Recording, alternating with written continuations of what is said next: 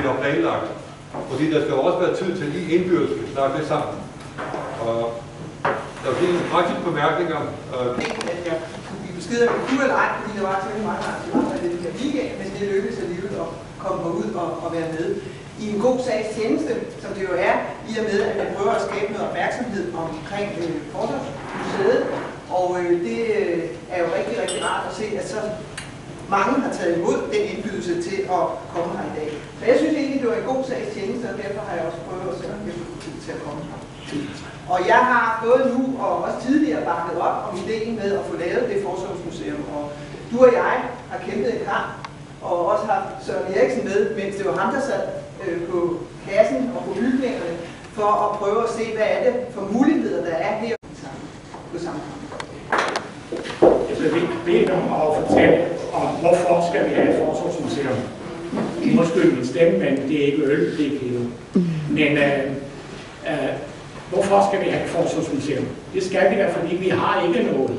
Derfor skal vi have et Forsvarsmuseum. Og så skal vi også have det, fordi at vi kan simpelthen ikke være bekendt ikke at have det her i et land som Danmark.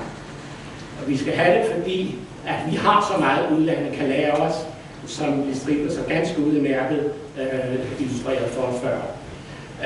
Når jeg møder folk fra forskellige udenlandske organisationer, mellemfolk i samvirke osv., så hører jeg igen og igen ordene. Kunne folk nede fra mit land, der bare komme og se, hvordan I har haft det, så kunne vi få mod på at lave en forsorg, ligesom I har i dag.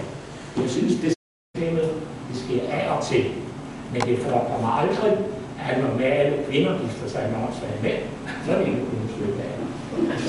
Så er det selvfølgelig billeder om det, men så siger en af mine studerende, det gør vi skam også, kvindestuderende, det gør vi skam også, vi opdager det bare først senere. Så må jeg være så ivrig, altså I ser godt for at indføre finde ud af, hvem det er, det er. En kollega, der altid har stået mig bil, og det var værst. En kollega, som jeg bestemt ikke har kunnet undvære.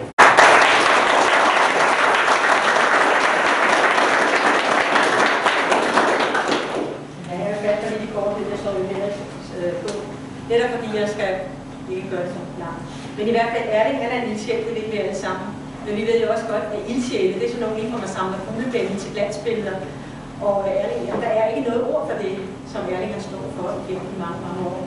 Så ja, så vi må stadig bare sige ildsjæl. Jeg har kendt Erling altid som jeg. Og sige lidt om min baggrund, for hvorfor jeg også er med i det her arbejde. Jeg har ikke kendt Erling i 30 år med næsten, synes jeg.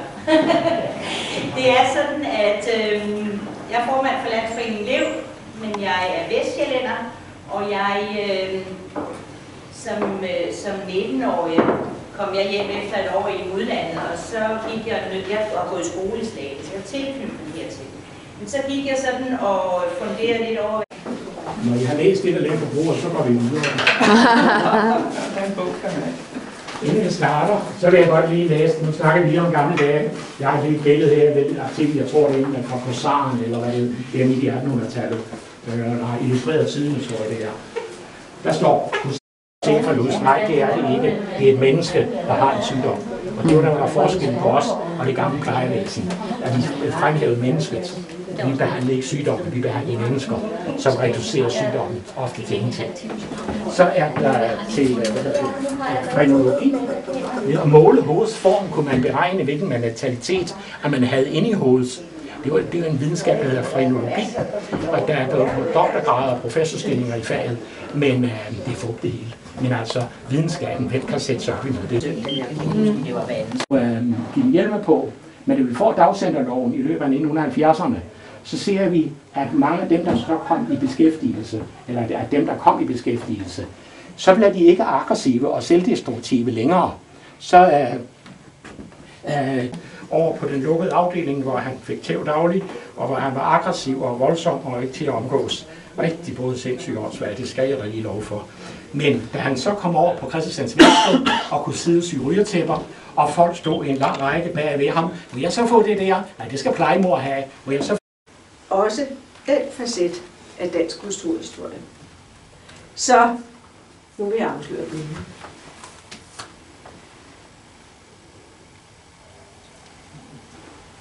Tada!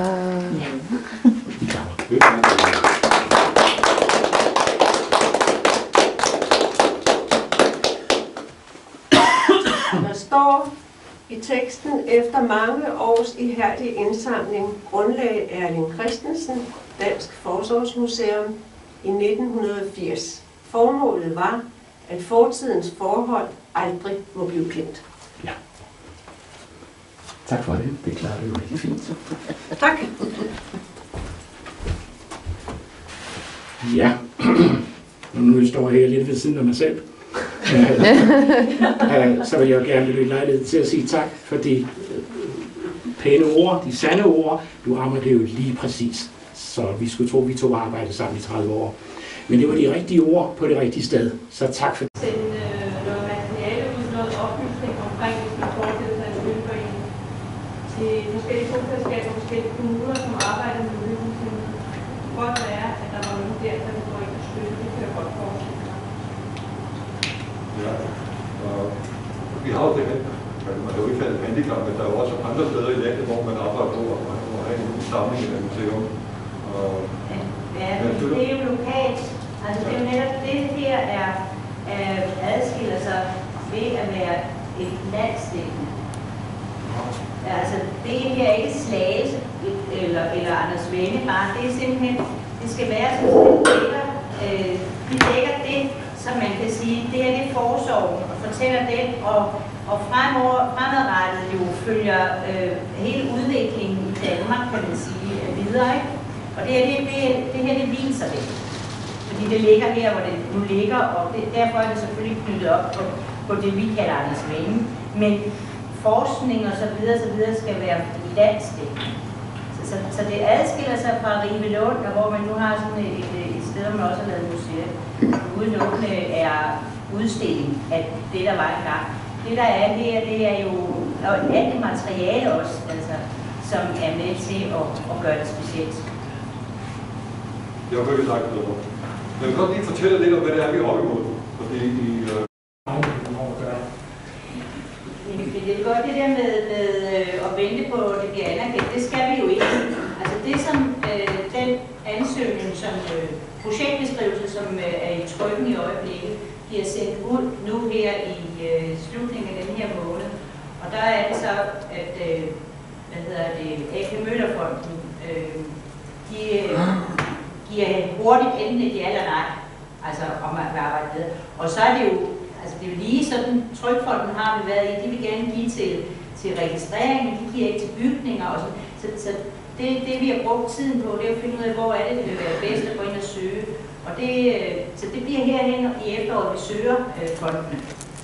Så det er ikke sådan noget med, at der går meget lang tid, inden vi får svar på, hvor vi kan regne med at få penge til at etablere huset, få et gang med huset.